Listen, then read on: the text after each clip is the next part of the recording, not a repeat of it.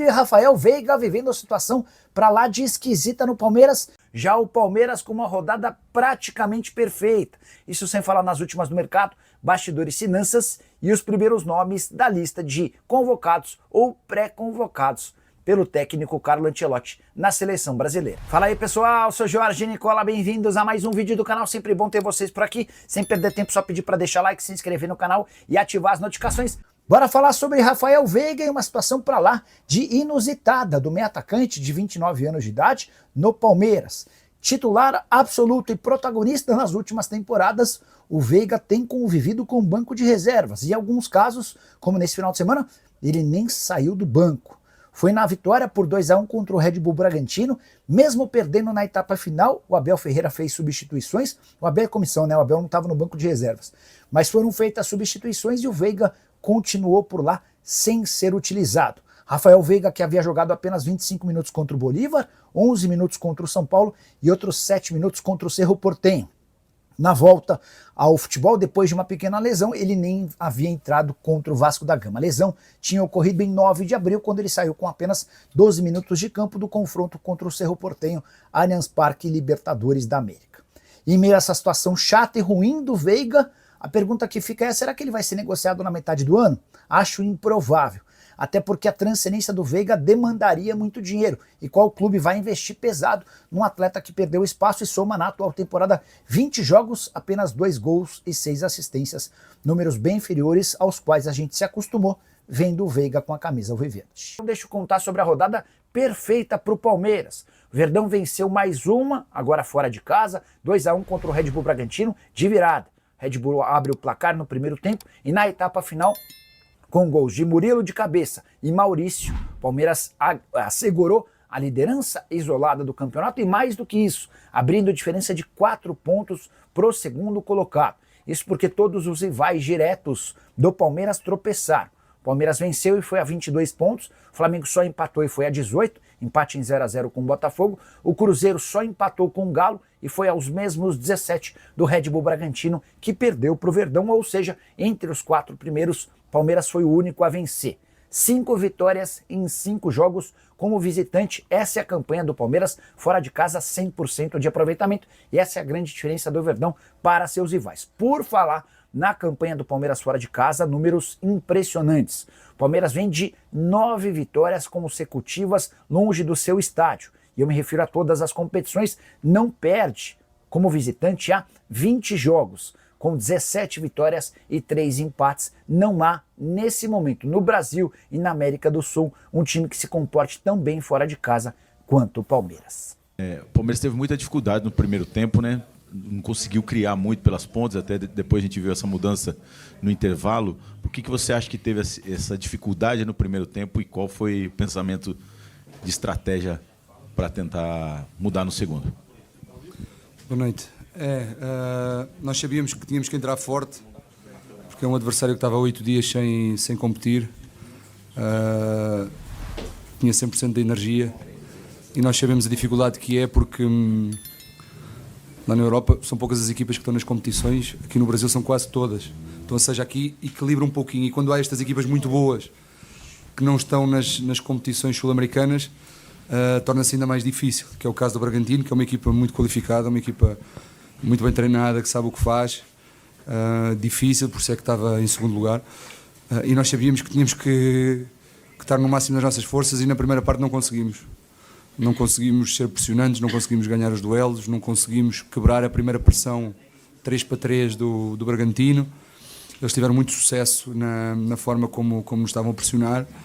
Depois ao intervalo tivemos que ajustar um pouco, tanto com substituições como a forma de o posicionamento dos nossos jogadores, para estarmos mais perto dos jogadores do Bragantino. Tivemos que arriscar um pouquinho e felizmente conseguimos ter essa superioridade na pressão, no ganho da bola. Começámos a jogar mais dentro do meio campo do Bragantino, e isso fez com que conseguíssemos, dentro das nossas dificuldades físicas de alguns jogadores, devido à sequência de jogos, mas estando mais perto da baliza do adversário torna-se mais fácil, e conseguimos recuperar as bolas um pouquinho mais na frente, e que ajudou a conseguirmos criar mais oportunidades no segundo tempo. João, tudo bem? Maurício Ferreira, da Rádio Band News FM. Eu queria te ouvir um pouquinho sobre a vitória, né? Quando ela é conquistada na marra desse jeito como foi hoje pelo Palmeiras, né? Não abdicando em nenhum momento, apesar de ter passado ali em torno de 55, 60 minutos sofrendo com o adversário, fator casa e tudo mais. O quanto esse tipo de vitória contribui para uma coisa que a gente tem visto muito do Palmeiras também nesses últimos jogos, que é a questão da união do elenco. Mudou o ambiente da temporada passada para essa? Vocês têm visto esse grupo do Palmeiras mais unido do que foi em relação à temporada passada, até porque a gente tem visto que as comemorações são diferentes esse ano, né? Obrigado. Boa noite. Quando se ganha, torna-se tudo um pouquinho mais fácil. Mais fácil no dia-a-dia, mais fácil no trabalho, mais fácil na gestão, porque mesmo os que estão de fora compreendem e entendem, a equipa está a ganhar. E este ano conseguimos ter mais soluções. Mas há uma diferença, que este ano também há muito mais jogos. Ou seja, estamos há 2 meses e pouco a jogar de 3 em 3 dias e os jogadores sabem isso. Nós fomos claros desde o primeiro dia a dizer que este ano a estratégia, independentemente de se ganhássemos ou não, iria ser diferente, iria ser mais rotativa, íamos pôr os jogadores mais inteiros, porque achávamos que todos estão mais, os 2 jogadores por posição estão mais nivelados, mas isto tudo só se junta e só se cola com as vitórias. E ganhando é mais fácil amanhã de manhã chegar no CT e começar a preparar o jogo de quinta-feira para a Copa. É mais fácil, o ambiente é mais fácil, é mais a recuperação é menos pesada, e não é questão deste ano ser o espírito ser diferente ou não. É sangue novo, e em tudo na vida às vezes é preciso algumas mudanças, porque era um elenco já com jogadores de há muitos anos no Palmeiras, e sentimos a necessidade de trazer algum sangue novo, e ajuda porque estamos a ganhar. João, boa noite. Eu gostaria de saber sobre as entradas, principalmente do Luigi e do Thales. Eram 2 jogadores que não vinham atuando com certa frequência, até chamou atenção, talvez, a entrada dos 2. Só que o Luigi, principalmente, mudou bem a cara do jogo, né? Imprimiu muita velocidade ali pelo lado esquerdo. Queria que você falasse da sua decisão de colocar o Luigi e não, talvez, Felipe Anderson, Veiga, que ficaram no banco. E esse garoto que, na minha visão, mudou principalmente no segundo gol. A jogada foi inteira dele e o Maurício completou para o gol. Nós tivemos algumas baixas de última hora, o Vítor por razões pessoais, e estamos todos aqui para o apoiar e para o ajudar. O Paulinho por gestão que temos que fazer da lesão grave que teve, na evolução dele faz parte, sabemos que não vai dar para os jogos todos esta parte inicial. E quando o Luigi está no banco, nós sabemos, e ele sabe muito bem a função dele, é quando a equipa precisa para arriscar um segundo centroavante pela esquerda. Ele sabe que quando entrar é para fazer isso. E ao intervalo era o que o jogo estava a pedir, precisávamos de arriscar, estávamos a perder o jogo, e a solução foi essa. O Thales, porque é o nosso terceiro centroavante, por assim dizer, que tem jogado, ainda há 4 dias jogou no Sub-20, está com o ritmo do jogo. Hoje era a segunda opção e achámos que deveríamos substituir o Lopes e confiamos totalmente no Thales também. Estão a trabalhar connosco desde o primeiro dia, só vão abaixo para jogar, para dar ritmo de jogo, e estão sempre preparados, e foi somente isso. Bom, boa noite, João. Sou Vitor Palhares do Lance. Você comentou sobre a situação do Paulinho, ele foi titular no Clássico contra o São Paulo e não atuou mais. Queria saber se ele regrediu na lesão dele, se vocês estão fazendo esse cronograma e se vocês consideram que ele vai estar 100%, principalmente para a competição mais importante do ano, que vai ser o Mundial de Clubes. É para isso que estamos a trabalhar, para ele estar o melhor possível no Mundial de Clubes. É um jogador que teve uma lesão grave, veio de uma operação chata, desde o início da temporada que andamos a fazer esta gestão. É uma gestão necessária, precisamos de evoluir fisicamente, muscularmente o jogador para se sentir o melhor possível, e se nós formos ver contra o São Paulo foi um momento que ele jogou mais nesta temporada, e estamos no cronograma, sabíamos que íamos demorar mais uns diazinhos para ele, dentro desta rotina maluca, para ele recuperar um pouquinho mais, e está dentro do processo, está dentro do que nós esperamos. Não pressionamos nada, não passamos de fase, é o que é, e está dentro do que nós esperamos, e que Deus queira que na quinta-feira ele já esteja entre nós para continuar a ajudar. João, boa noite. Gustavo Soler, da Rádio Bandeirantes. Você falando sobre esse ambiente do Palmeiras, essa mudança dentro do grupo, jogadores festejando bastante essas vitórias. Do lado da comissão técnica, isso pesa também para pensar em um futuro por mais 1, 2 anos no comando do Palmeiras? Boa noite. Boa noite. Isso é o treinador principal. Eu trabalho com ele há 15 anos. Ele às vezes pergunta-me, mas sabe que por onde ele for, ou se quiser ficar, se quiser continuar a trabalhar comigo, eu vou estar sempre 100% disponível, mas esses assuntos têm que ser com ele. Boa noite, João. Meu nome é Gabriele Simoni. Os 3 próximos jogos do Palmeiras são contra os primeiros colocados na tabela, né? Além da importância de bons resultados nesses jogos, o quanto eles vão servir de teste e preparação para o Mundial, que vai ser em seguida, o que vocês acham que vocês ainda têm que ajustar? Obrigada. Boa noite.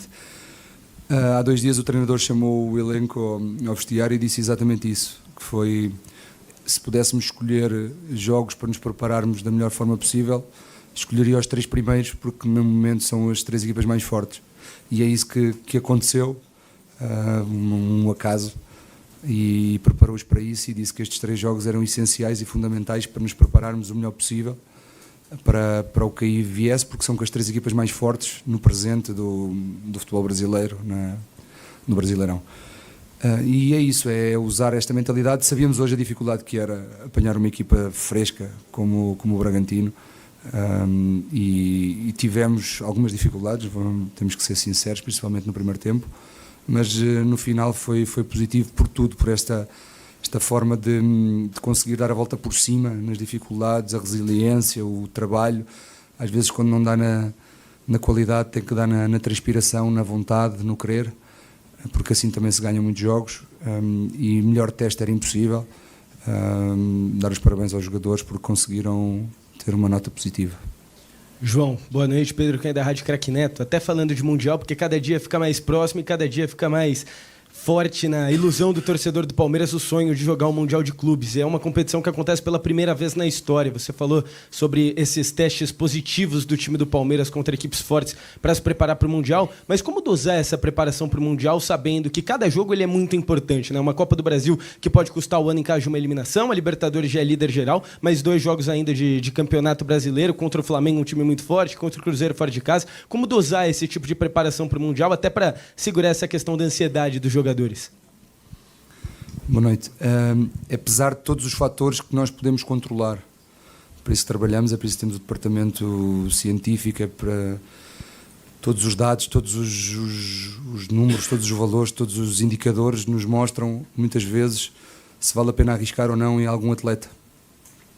No passado tivemos que arriscar, e este ano também já arriscámos em alguns, mas este ano, neste momento, estamos a tentar ser um pouquinho mais equilibrados.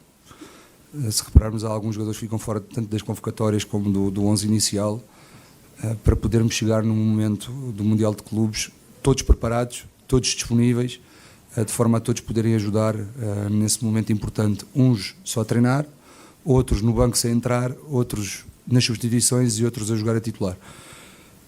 E eles sabem disso, todos preparados naquele momento, e queremos que todos estejam disponíveis, é para isso que estamos a trabalhar, sabendo que no futebol não há 100% de certezas, pode haver alguma lesão no jogo de quinta-feira, mas olhando jogo a jogo, porque o nosso trabalho, a nossa profissão obriga-nos, principalmente no Palmeiras, a ganhar todos os jogos. Então não podemos agora lembrar-nos de fazer uma pré-temporada para o Mundial de Clubes, é impossível fazer isso. Então estamos a usar todos os jogos para nos preparar o melhor possível para esse momento. Por exemplo, na Europa os campeonatos estão a acabar, vão dar quase todas as equipas uma semana de férias, e nós ainda vamos estar a competir, os jogadores vão para as seleções, vão ter connosco aos Estados Unidos 3 dias depois de nós já lá estarmos. Isto tudo conta, isto tudo é ponderado, mas felizmente conseguimos ter uma data FIFA antes, que nos vai ajudar a ajustar algumas coisas no nosso planeamento. Mas pensando isso, pensamos nas horas vagas, nas tardes que temos, porque todo o foco é ganhar agora quinta-feira. Isto é um extra que nós fazemos no nosso planeamento do nosso trabalho. Boa noite, João, Mário do Correio de Atibaia. Hoje a gente viu uma vitória importante do Palmeiras aqui em Bragança Paulista, né? Contra um Bragantino que estava em boa fase. E, na sua opinião, qual que foi a maior dificuldade que o Palmeiras enfrentou o Bragantino aqui, né, na sua análise? Boa noite. Foi das vitórias mais difíceis que tivemos este ano. As dificuldades é a intensidade que eles conseguem pôr nos lances e a organização que têm. É difícil jogar quando uma equipa consegue ter timings de pressão e consegue fazer aquele 3-3 na primeira fase. Nós gostávamos de ter tempo e espaço para poder jogar e construir, mas o Bragantino não nos dá, obriga-nos a estar a errar. Muitas vezes, vimos hoje, não vi a estatística, mas deve ter sido os jogos que tivemos uma percentagem de passes errados maior. Porquê? Porque estamos a ser pressionados, estamos a ser bem pressionados, estamos a ser bem condicionados, e o Bragantino tem essa qualidade, e isso criou-nos muitas dificuldades, especialmente no primeiro tempo. Tínhamos poucos jogadores no corredor da bola para tirar, o Bragantino não nos dava espaço, fechava-nos as linhas de passe por trás, não conseguíamos rodar o corredor do jogo, o espaço que tínhamos no corredor era só a profundidade, os zagueiros são muito rápidos do Bragantino, precisávamos de ganhar conseguir segurar essa bola para depois jogar de frente, e tivemos essas dificuldades. Claro que todos nós, na teoria, quando planeámos o jogo, pensávamos que íamos conseguir ser superiores, mesmo com essas dificuldades, não conseguimos, o Bragantino teve esse mérito, mas depois no segundo tempo conseguimos encontrar outros espaços, conseguimos pôr o Maurício por dentro a fazer um terceiro volante, a encontrar mais bolas nas costas dos médios deles na pressão, conseguimos ter o Luigi a receber a bola de frente para o lateral direito e a conseguir empurrar a equipa para a frente, e isso tudo conseguimos crescer no jogo, conseguimos estar um pouquinho mais por cima, e foi essa vantagem. Podíamos ter empatado o jogo na mesma, perdido o jogo, mas felizmente ganhámos, mas foi essa a diferença do jogo, e se eu conseguir dizer, foi dos jogos mais difíceis desta temporada. Bora falar agora sobre Edinaldo Rodrigues. O presidente da CBF aceitou a decisão do Tribunal de Justiça de afastá-lo e desistiu de recorrer da decisão. Ele havia entrado recentemente com 2 recursos na Suprema Corte, no Supremo Tribunal Federal, tentando reverter essa decisão, mas de forma pra lá de esquisito. O Edinaldo aceitou a derrota e está fora da CBF. Tem coisas que só acontecem com a Confederação Brasileira de Futebol e os demais integrantes ligados a federações de estados do país. Confesso que não tem nenhuma justificativa lógica para o Edinaldo, que batalhou tanto para ser presidente, aceitar agora a derrota. Mas isso já estava evidente durante o fim de semana, quando até o presidente da Federação Baiana, que é seu concunhado, acabou por aderir à chapa que foi registrada para a eleição do Samir Chaut. Tenho contado que por trás de todo esse movimento está Gilmar Mendes, ministro do Supremo Tribunal Federal e o homem mais forte quando o assunto é futebol brasileiro. O Edinaldo, em sua nota para justificar o fim desses processos, disse o seguinte, abre aspas, a decisão foi tomada pelo profundo desejo de restaurar a paz no futebol brasileiro e, sobretudo, a serenidade de sua própria vida familiar, que tem sido abalada por equívocos públicos, interpretações distorcidas e insinuações injustas, maledicências e criminosas, orquestradas e coordenadas por diversos grupos que nunca se contentaram com o fato de o futebol brasileiro ter rompido com oligarquias. No final das contas, o que é certo é que Samir Chaut será o novo presidente da CBF, ele é candidato único e a eleição está marcada para o próximo domingo. Nessa segunda-feira, inclusive, Samir esteve na CBF e se encontrou com a Comissão Nacional de Clubes. Hora de falar sobre a primeira lista de convocados de Carlo Ancelotti. Calma, ela ainda não foi anunciada. Mas, durante a semana passada, Carlo Ancelotti, Juan e Rodrigo Caetano fecharam uma lista larga, com mais ou menos 50 nomes. E no sábado, todos os clubes que tiveram jogadores nessa pré-lista foram avisados. E aí, aos pouquinhos, vão surgindo nomes de atletas convocados ou pré-relacionados entre clubes de futebol no Brasil. A lista final sai na próxima segunda-feira. Serão 23 convocados para os jogos de eliminatórias contra Equador e também Paraguai. Os nomes que a gente sabe que fazem parte dessa primeira lista, ainda não definitiva, são 10 atletas, pelo menos até agora, que atuam no Brasil, sendo 6 do Flamengo. Lateral direito Danilo, também lateral direito Wesley, zagueiro Léo Ortiz, lateral esquerdo Alexandro, meio-campista Gerson e atacante Pedro. Os outros 4 atletas que atuam no Brasil, e a gente já sabe que também estão nessa primeira pré-lista, Fabrício Bruno, zagueiro do Cruzeiro, Oscar, meio-atacante do São Paulo, para minha grande surpresa, Neymar, atacante do Santos, e Hugo Souza, goleiro do Corinthians. Lembrança justíssima para completar, importante lembrar que a lista definitiva dos 23 sai na próxima segunda-feira, quando também Carlo Ancelotti será anunciado e oficializado como técnico da seleção. Hora de falar sobre Samir Shout, que é o novo presidente da CBF, pelo menos o candidato já fala como presidente. Participei nesse domingo do Domingo. Fala Nação Alviverde. O bonde da informação tá passando, e hoje o papo é sobre uma rescisão que pegou todo mundo de surpresa na base do Verdão. O Palmeiras encerrou o contrato com o jovem Wesley Dual, volante de 19 anos, que chegou com moral da Europa, com passagem pela base do Barcelona e até apelido de Canté da La Masia. Mas após apenas 2 partidas, a história chegou ao fim. O que aconteceu?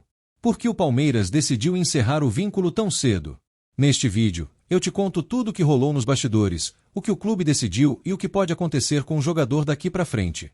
Já deixa o like, se inscreve no canal e bora entender essa saída inesperada no elenco sub-20. Wesley Dual nasceu em Lérida, na Espanha, filho de mãe brasileira e pai espanhol. Começou cedo no futebol e chamou atenção jogando como volante na base do Barcelona, onde chegou com apenas 13 anos. O talento dele rendeu convocações para a seleção sub-17 da Espanha e matérias na imprensa espanhola, que o apelidou de Canté da La Masia, fazendo referência ao craque francês N'Golo Kanté. Em janeiro de 2024, o Palmeiras entrou em contato com a família do jogador e, após longas negociações com o Barça, conseguiu sua liberação no fim de julho. A expectativa era alta, um nome internacional, com passaporte europeu e formação técnica de elite. Wesley assinou contrato por 2 temporadas em agosto de 2024. Só que a trajetória com a camisa do Palmeiras foi mais curta do que qualquer torcedor imaginava. O volante fez apenas 2 partidas pelo Brasileirão Sub-20 sequer foi inscrito na tradicional Copa São Paulo de Futebol Júnior. Ao longo dos últimos meses, ele ficou fora dos planos da comissão técnica e acabou sendo liberado oficialmente pelo clube nesta segunda-feira. A decisão foi tomada em comum acordo, sem que o Verdão mantivesse percentual de venda futura, mostrando que o clube optou mesmo por encerrar o projeto. A saída de Wesley mostra um ponto importante do projeto de base do Verdão. Nem todo nome badalado vai encontrar espaço se não entregar rendimento dentro de campo. O Palmeiras é referência na formação de atletas, mas o nível de exigência é altíssimo. Com talento surgindo a todo momento, como Estevão, Luiz Guilherme e companhia, a concorrência é pesada. Wesley até chegou com moral, currículo europeu e expectativa, mas no fim das contas, não conseguiu se firmar tecnicamente nem fisicamente. O ciclo se encerra sem mágoas, mas com lições para os 2 lados. Mesmo tendo defendido a Espanha nas categorias de base, Wesley Dual sonhava em jogar profissionalmente no futebol brasileiro. A passagem pelo Palmeiras fazia parte desse plano. Mas agora, com a rescisão confirmada, o jogador está livre no mercado e deve procurar um novo clube para continuar sua trajetória. Seja no Brasil ou de volta à Europa, o caminho agora será recomeçar. Ainda jovem, com 19 anos e experiência internacional, ele segue com o mercado, mas vai precisar mostrar mais do que nome e currículo se quiser alcançar o sucesso que parecia tão perto. E aí, torcedor? O que você achou dessa saída repentina do Wesley Dual? Acha que o Palmeiras fez certo em encerrar o contrato ou merecia mais chances? Comenta aqui embaixo a sua opinião, deixa aquele like maroto, compartilha com os amigos e se inscreve no canal para não perder nenhuma novidade do Verdão, do profissional à base. Aqui é informação de verdade, com a cara da torcida. Avanti palestra!